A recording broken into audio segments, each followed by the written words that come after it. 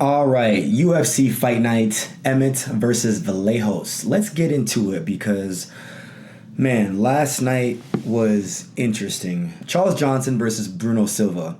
That fight, at first, when I watched it live, I was like, man, I thought Bruno Silva clearly won because the optics, right? He was doing more, so it seemed. But when I went back and rewatch it, and I challenge you guys to go back and rewatch that fight. Charles actually did more damage, in round one, especially as well, to start off the fight. Charles was, he was leg kick, couple hook punch, landed a nasty elbow off the break. Bruno, throughout the fight, was just kind of putting pressure on Charles, holding him down. He had some good exchanges as well. Bruno did have some good exchanges, but when I went back and watched it, Charles actually landed more strikes, and it's interesting because there's no criteria, I feel like, sometimes when it comes to judging, right? Because I'm like, what are the judges looking for? Are they looking for control or are they looking for damage? You know what I'm saying? Because if you go back and look at my fight, right? Same thing that happened in my fight. Round 2 to round 3, he took me down, I stood up, put hands on him. He took me back down. I stood up, put hands on him. Then I reversed him in round 2. You know what I mean? Ended up on top. I did most of the damage.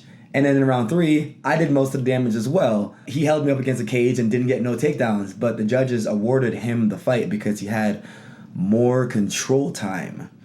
So, again, the reason why I'm referencing this, right?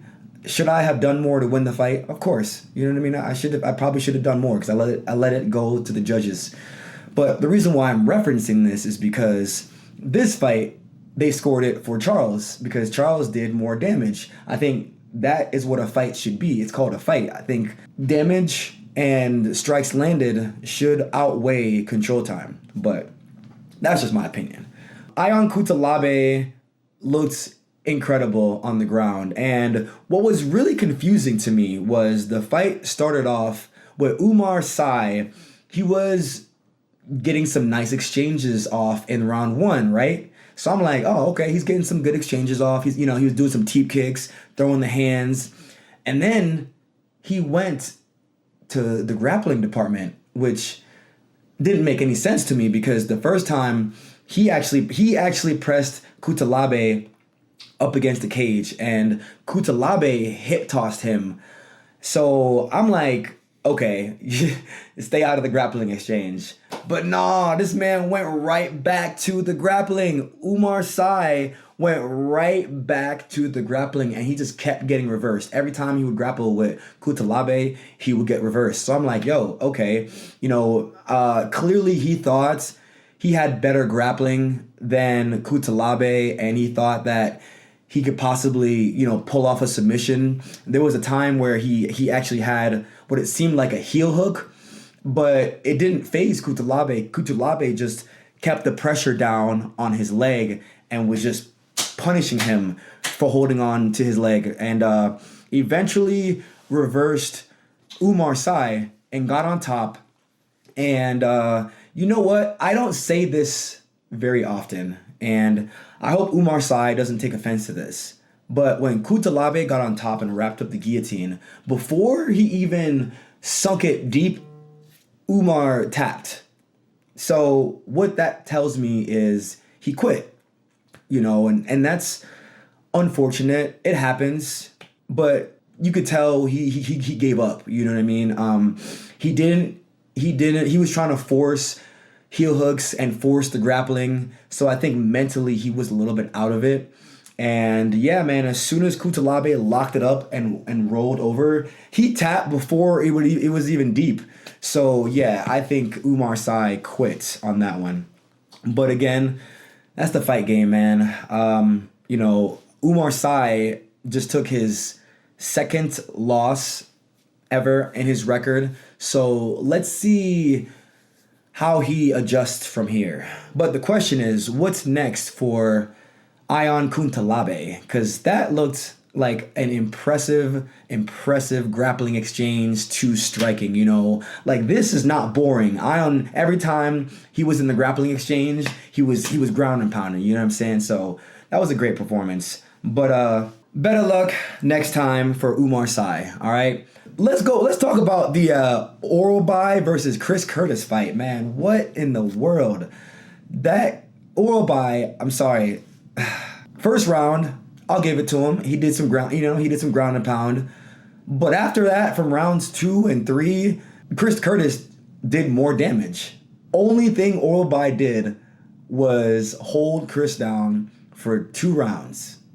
And the judges clearly gave the fight to Orlbai, which, again, I don't like that style of fighting. You know, you got your Khabibs. That Khabib, man, he takes you down. He's doing damage. He's punishing you. You see what I'm saying? But the fighting style of Orlbai kind of reminded me of when Khamzat fought DDP.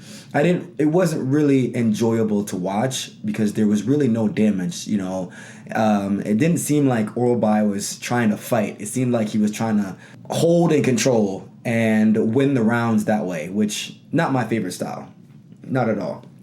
All right. Anyways, we have Rahiki versus Hardwick. This fight was amazing to watch because you have a guy like Rahiki who came into this fight undefeated, you know, and he looked a little bit flat in the first round. I was like, yo, is Hardwick going to take this O?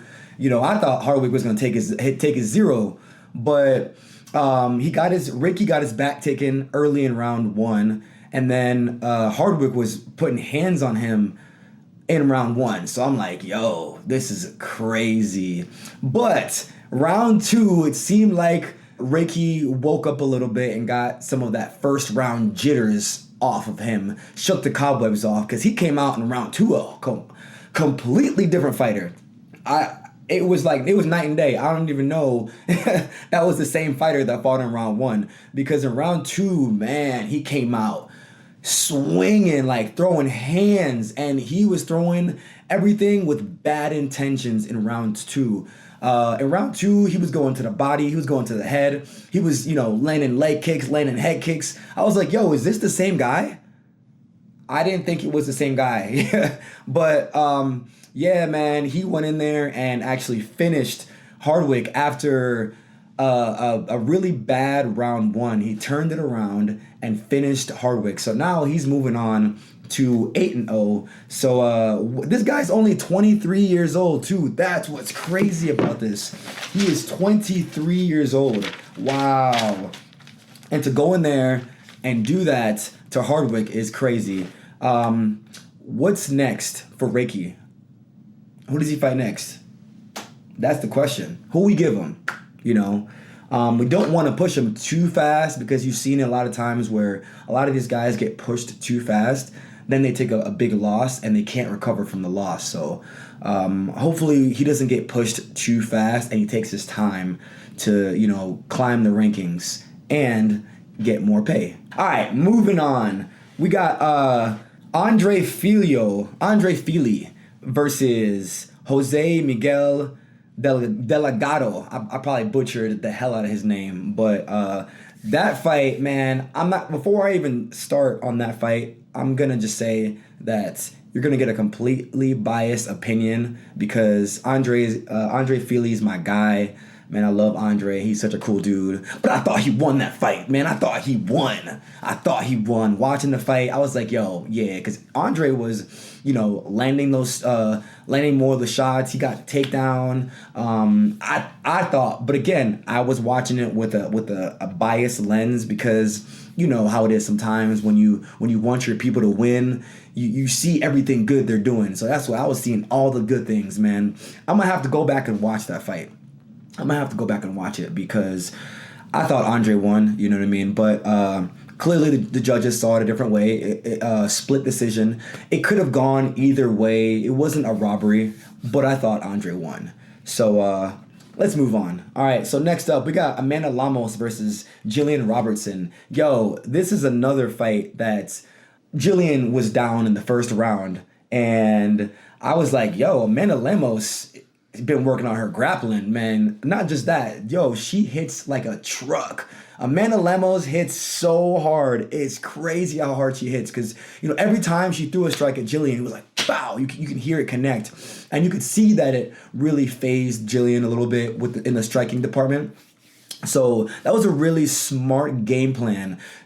She lost round 1, but she kept pressing it. You know what I'm saying? You see a lot of fighters do that, like Merab. Merab is really good at that. He won't just give up after 1, 2, 3, maybe even 4 takedowns. He'll just keep pressing the gas tank. He'll keep pressing, and keep chipping away until his opponent breaks. And that's what happened with Amanda Lemos, forcing her to grapple with her. So that way, Amanda's striking was almost toned down, you know what I'm saying? So that was a really great performance by Gillian, man. Really great performance. Gillian is like the dark horse of that division because she started off really rocky. Gillian, I believe at one point was on a 3-fight losing streak, and then she turned it around, man. Seems like she has great corners too. Shout out to Dean Thomas. Dean Thomas is in her corner, and I've worked with Dean. Dean is a guru when it comes to MMA. He's such a wizard, man. I love picking Dean's brain,